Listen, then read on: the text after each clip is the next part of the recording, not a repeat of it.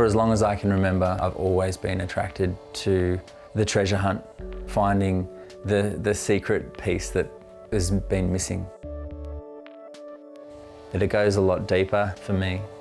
Someone once told me that we move forward in spirals, and a spiral symbolises a renewal of energy or motion.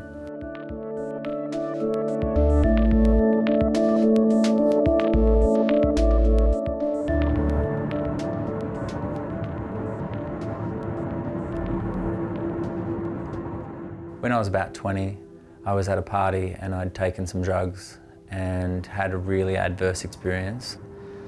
It was a paranoia, it was a panic attack, it was a beating heart.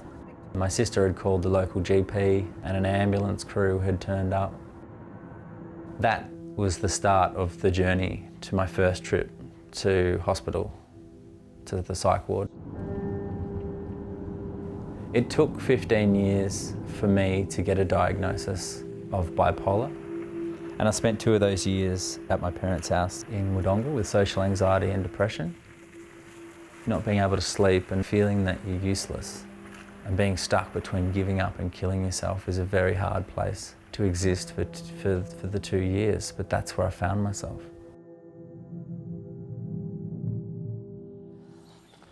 Around the same time, I was given a metal detector, and I'd take it out into the bush and I'd walk for kilometres. And I thought maybe in the back of my head that I might find gold, that'd be cool. And so I ended up finding people's old discarded plates and crockery and old cups. That's when the pottery found me. It is something about digging for buried treasure and finding that missing piece. That's why it's so fun for me. It's so peaceful, it's cathartic, it's so relaxing. It's pretty. It's actually pretty amazing. That'll be a pendant, I'd say. Every shard of pottery or every piece of pottery from a plate or a cup all has a different story to tell.